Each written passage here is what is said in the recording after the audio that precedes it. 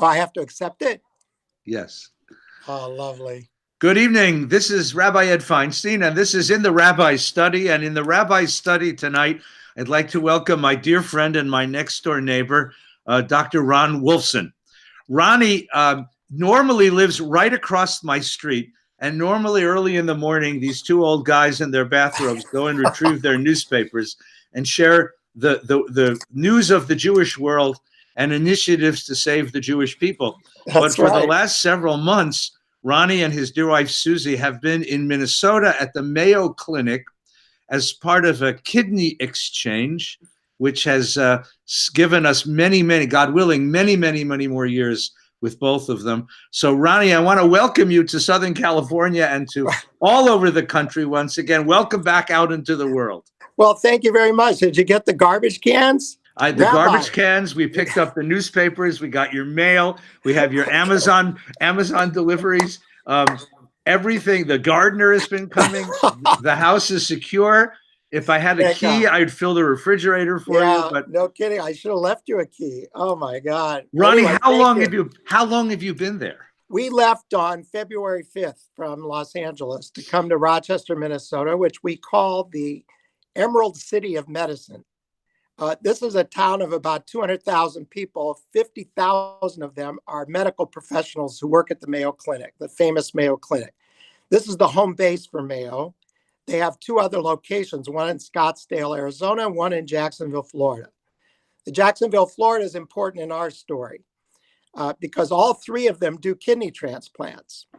And when we knew Susie's function was declining, actually rather rapidly, we had been working on this paired kidney exchange idea for almost 2 years. And when they called us in late January and said, we have a match for Susie in Jacksonville, Florida, we actually flew here because you have to be at the kidney transplant center where you've been evaluated. So we flew here on February 5th. We arrived on February 6th. We took a set of rooms at the Rochester Hilton. And since then, it's been, instead of John and Yoko, it's been Ron and Susie in the Rochester Hilton. I should do a ballad of Ronnie and Susie, about our stay here. And the great news, Rabbi, is that the transplant was successfully done on February 14th in the early morning hours in quite dramatic fashion. Dramatic because the donated kidney came from Jacksonville, Florida by plane with a courier and was held up by bad weather in Chicago. And it was 18 hours from when the kidney was harvested in Jacksonville, Florida, and installed, if you will, transplanted in Susie. And that's right on the edge. 24 hours, they wouldn't have done this, and we would have lost the opportunity. So it was quite a miracle, Rabbi, to get this done. And the reason we're here so long is that 48 hours later, the doctors discovered that there was a kink in the artery that connects the kidney to Susie, and it was showing signs of rejection. So they had to go in a second time, a second operation within 48 hours. And honestly, that set Susie back. But the great news is the kidney is working magnificently. She started with 13% function when we arrived here, and she now has 72% kidney function. It's a Nes Gadol Haya Po. A great miracle happened here.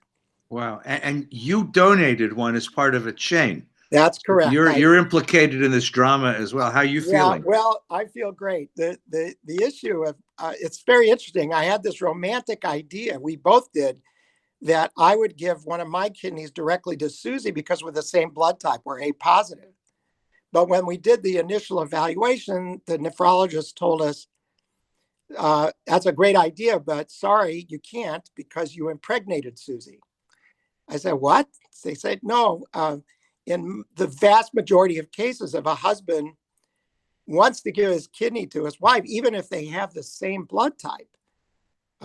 He often can't if they've had children, because in the process of getting her pregnant, Susie received my antibodies.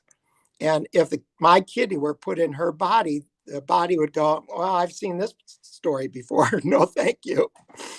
So we couldn't do that. So yes, I donated my kidney to a lovely woman in Jacksonville, Florida. It's a pretty simple operation. It's the equivalent of a gallbladder operation. It's done laparoscopically. My kidney was put on ice, also given to a courier, sent to Jacksonville, Florida, and it was transplanted into a 68-year-old woman. You're going to love this, Rabbi, who is married to a Southern Baptist minister who went to the seminary with our friend Rick Warren, the mega pastor in Orange County, California. And she obviously, when she found out I was the donor, Googled me and found, I guess, a picture of me with Pastor Warren and saw that I wrote books about Jewish life. And at the end of her first email to me, she wrote, I feel so blessed to have a Jewish kidney. This is wonderful. Does she know now that on Friday night she's going to have an incontrollable urge to light candles and eat challah? She's gonna. Last week she had matzah, so there you go. A taste for kishka is coming her way. So you have been isolated in this room and in the clinic, as the rest of the world has fallen into isolation because of COVID. And we can't leave, really, because Susie now is severely immunosuppressed. You know, in that list of things that the CDC tells you not to do, don't travel and don't be near other people. The people at risk, well, age, check. Underlying conditions, check. Immunosuppressed, double check. Because she's on very powerful anti-rejection medicines that severely suppress her immune system. So we have to do everything we can to isolate her from any human being who could possibly carry this virus, this terrible virus. So yes, we have been pretty well isolated here for 2 months. And here's the interesting thing, Rabbi. We are alone, but together. And what I mean by that is has not been a day that has passed without us being contacted by phone, by Zoom, by email, by cards, by all kinds of communications with our family and friends. Not a day has passed where we haven't been in touch with the people we love and the people we know. So yes, we are alone, but we are together. And my guess is so many of us who are sheltering in place for this reason of taking care to not pick up this terrible virus feel the same thing. That's why it's been fascinating to watch what you're doing at VBS, which is magnificent, to bring the synagogue to people who are sheltering in place, and why the various things you're doing, the funerals online and the shivas online and the bar and bat mitzvahs online and who knows what's going on. I mean, it's quite extraordinary. So in a way, we are alone. That's true. But we don't feel alone at all because everybody else we know is in the same boat right now. Now, Ronnie, you're the one who articulated a theory of relational Judaism, of a Judaism that is expressed and reinforced through the connections that people have with each other. You were really the person who pioneered the whole idea of welcoming to a synagogue, and radical hospitality. And you do it with such beautiful folksy humor, but it's a very deep, very powerful idea that the relationships among us are really the source of our spirituality. So in this time when we are separated from each other, in this time when we are isolated from each other and sort of craving this connection, what can you tell us? What have you learned about relational Judaism?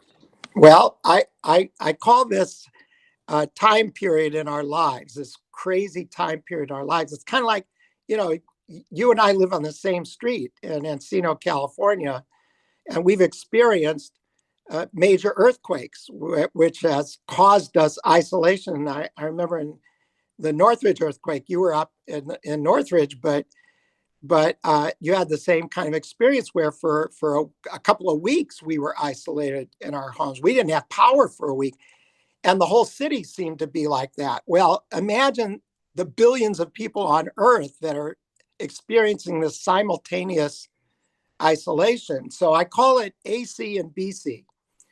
So BC is before Corona. So before Corona, in the epic BC, Susie and I would get emails from people checking in on us that were kind of short, thinking of you, how are things going? I mean, while we were here already in Minnesota after the transplant and the donation, they were short emails. And suddenly, after the pandemic hit in AC, after Corona, and people were sheltering in place, the emails got very long. I don't know if you've seen this too, but from people who were very busy in their lives before, and with carpools and with meetings and with work and all kinds of things going on, suddenly they had time on their hand. In a strange way, this virus has given us something quite precious, which is time to be in deeper relationship with each other, even as we're isolated. It's quite ironic and somehow quite beautiful, because we were getting these long, detailed emails, long phone calls, long Zoom conferences from people who suddenly had the time to reach out and to connect. So we have a Caring Bridge site that's called Wolfson Kidney Adventure, where nearly every day we've been posting the story of this adventure. We call it the Wolfson Kidney Adventure. Anyone's welcome to sign on to Caring Bridge and look at the 75 posts we've made in the last 2 months, with almost 8,000 hits on this site from people who are following us daily in what's happening. And I cannot tell you how comforting this has been for both of us, how wonderful it is to hear from the people we love the most. And in that strange way, it shows you the power of relationship building. And one of the things that we Jewish educators know, and you knew it as a director of Camp Ramah in Ojai, one of the ways you build relationships with people you know or don't know, really, I can think of two right off the top of my head. One is that when you have the opportunity to tell your story to another person, it deepens the relationship. So, for example, before Corona, in BC times, I would consult with a synagogue and I would say, listen, you ought to get your leadership to sit down and have a cup of coffee with your members. And the idea of the coffee date, if you will, is not to sell the synagogue to this person. It's to hear their story, find out about them, find out their journey, if you will, find out their passion. What keeps them up at night and what gets them up in the morning? Find out what their talents are that they could bring to the community. Well, AC, after Corona, we're finding a new way to tell our stories. That's why I think we see these long emails and these Zoom conferences. People are desperate to share the story of what's happening to them. And that's the second thing. We educators call this experiential education, like at camp. At camp, you don't beat the kids over with lectures and lots of reading and looking in textbooks to learn about Jewish living. You live it, you experience it. So now all of a sudden, there are millions of us sharing an experience together. Even when we're alone together. but we are desperate to share that experience with other people we love and to find out how they're experiencing this unbelievable time in our lives, which will certainly be memorable.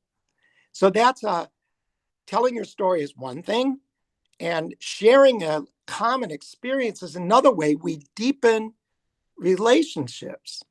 And I think it's something that I hope will continue in the AC days to come. Yeah, so let me ask you about that. No one knows how this is going to end or when this is going to end, and no one really knows what the world is going to look like when this is over. But Yeah. what would you hope? What would you hope? How would you hope? What would you hope synagogues and Jewish communities would learn from this experience and hold on to or institute as they go forward? AC after Corona. Yeah, after Corona. Well, I think as I wrote in Relational Judaism, it's all about relationships. I mean, relationships are the core of Judaism. It's the term in Hebrew, brit, covenant. Covenant means relationship. It's not new with me. I mean, Martin Buber, of course, wrote beautifully about this in I and Thou. And other, certainly scholars and rabbis have talked about the importance of relationship. So I would hope that synagogues and other Jewish institutions would understand how critical this is in our work. So we all run around and put together terrific programs of learning and worship and social camaraderie, and all of that is wonderful. But the question is, when we are together again in AC, will we spend 5 minutes in what I call a relational moment, when you can turn to a neighbor during davening and say, not just Good Shabbos, but tell me, what did you during BC, and what was your experiencing during the virus? And do it with a stranger, so that we don't fall back into what many congregations have, which are cliques of friends who know and adore each other, and that's wonderful. That's the goal of relational Judaism. But we just had Passover Seder last week, which was certainly memorable. When I was growing up in Omaha, we had 25, 30 people at the Seder table, but my bubby and my mother, when she took it over, always had an empty chair for Elijah. It wasn't just a cup of Elijah. There was an empty chair at the table, which I think has fallen out of use in many homes. But boy, what a metaphor for keeping an empty chair in your chavurah, in your network of social connections in the congregation, in the JCC, or wherever Jewish organization we're looking for, to make sure that there's always room for the newcomer, for the person who is not yet connected socially. And just as today, I do worry about the elderly and those who are sheltering in place, who aren't getting those phone calls, and they're not getting the long emails. And I certainly hope, as this pandemic continues, and it may very well continue for another week or two, or even longer, that you pick up the phone, or and either call or write to somebody you haven't talked with in a long time. Gary Wexler just posted today in the Times of Israel a wonderful blog posting about how he is reconnected with so many people that he lost contact with, that people are reaching out to one another. Well, I hope that kind of reaching out continues and deepens in the AC days ahead. That's a beautiful prayer. Let's hope that the message is delivered, and that communities come to understand this as something as part of they have to do. But let's focus on just that last point for just a moment. Sure. The loneliness, the loneliness of people who are not adept at reaching out and making relationships, or loneliness of people who have been left behind by widowhood, left behind by other forces beyond their own control. And the amount of loneliness, of the numbers of loners who will drift through a Jewish institution at any one point without being engaged by the population, without being engaged by the leadership. Right. What is AC? What has Corona taught us about reaching to these people and trying to include these people? A good example is comes to me from a colleague of ours that well, Rabbi Gordon Tucker, who is now retired from his pulpit, but when he was senior rabbi at a major conservative synagogue, they did a listening campaign, and they listened to the concerns of their membership. And what they heard from the elderly and people who are living alone is that many of them could not get to the synagogue, particularly on a Friday night, if there was a Friday night dinner or something like that. Why? They couldn't drive. They stopped driving. So this is not an unusual problem. I was at a large synagogue that I won't name in Boston, but it was Temple Israel, a large Reformed congregation. And they solved this problem by giving out at the time taxi vouchers. Today it might be paying for an Uber. So people who are alone or elderly, they can't drive, could get to the shul. Well, Rabbi Tucker's group heard this issue, and what they decided to do was so much better. They got a group of volunteers from the congregation, members from the congregation, who volunteered to pick up these lonely people on a Friday night and bring them to shul. Now, why is that better?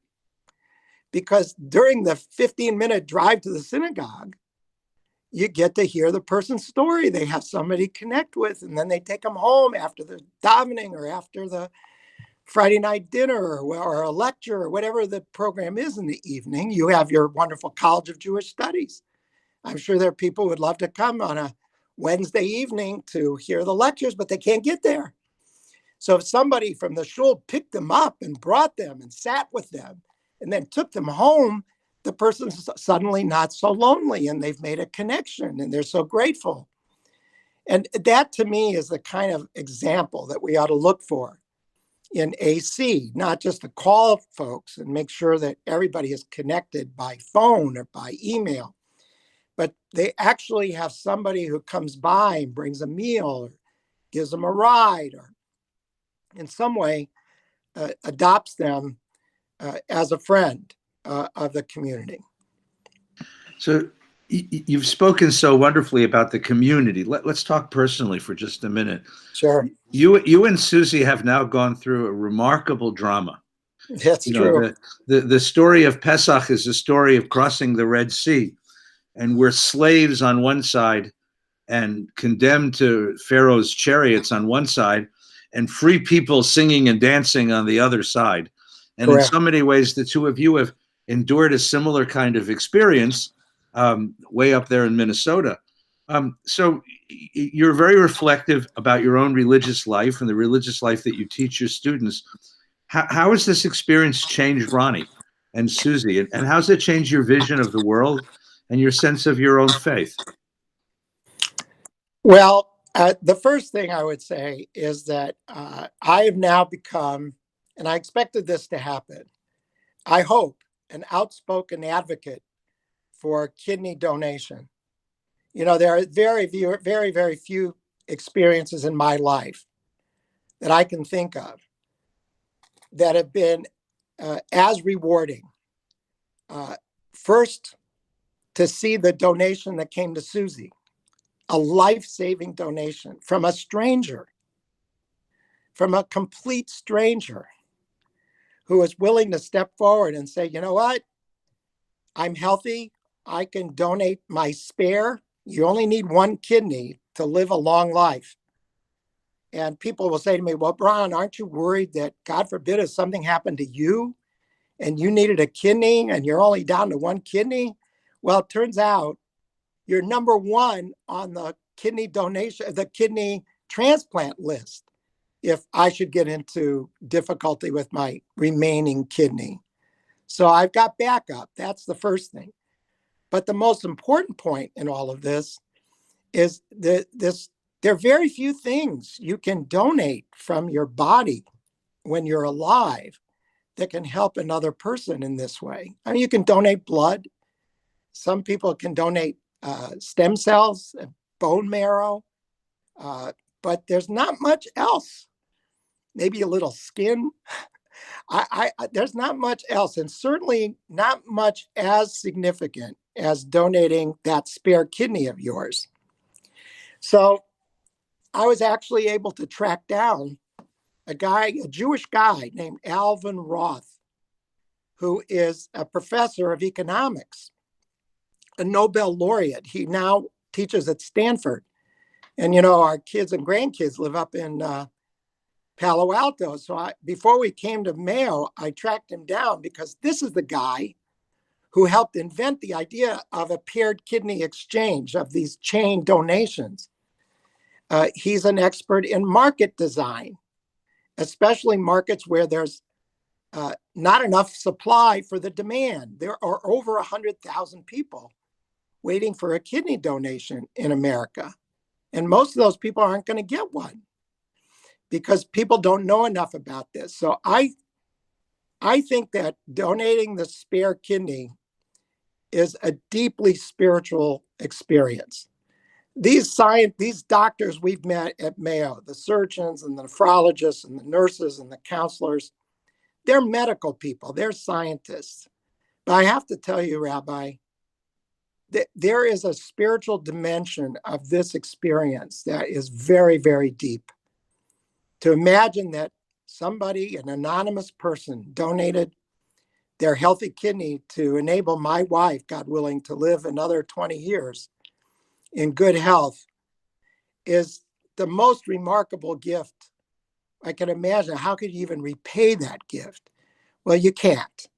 What you can do is pay it forward. And that's why I feel so lucky, so fortunate to have been healthy enough at 70 years old to donate my spare kidney. So it's been, I wouldn't call it a religious experience, but a deeply spiritual experience. And it's one that I hope many more people will take up.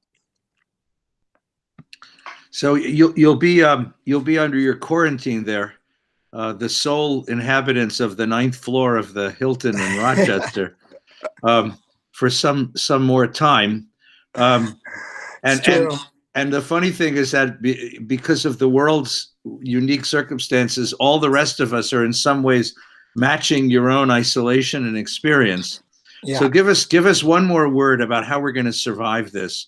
How do you survive this without going stir crazy? How do we survive this? And what's the most important thing to learn from the moment?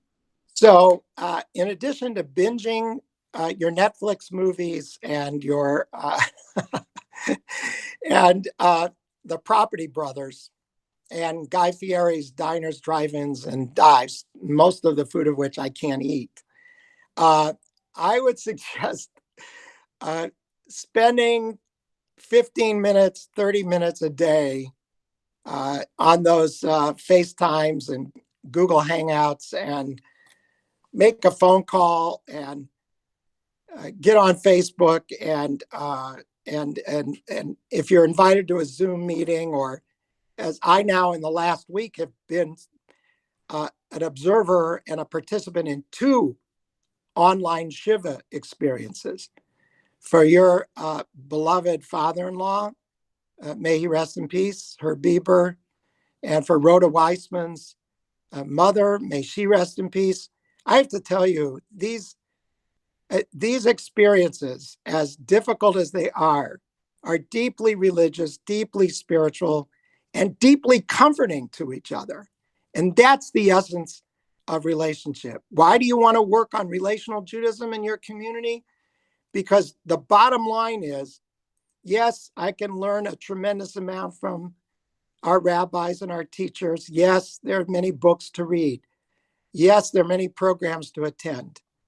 But when it gets to an experience like this, it's about who is going to be there with you, not just in the good times, but in the difficult times.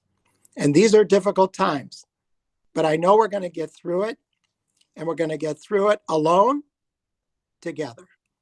Thank you for inviting me, Rabbi. I love you.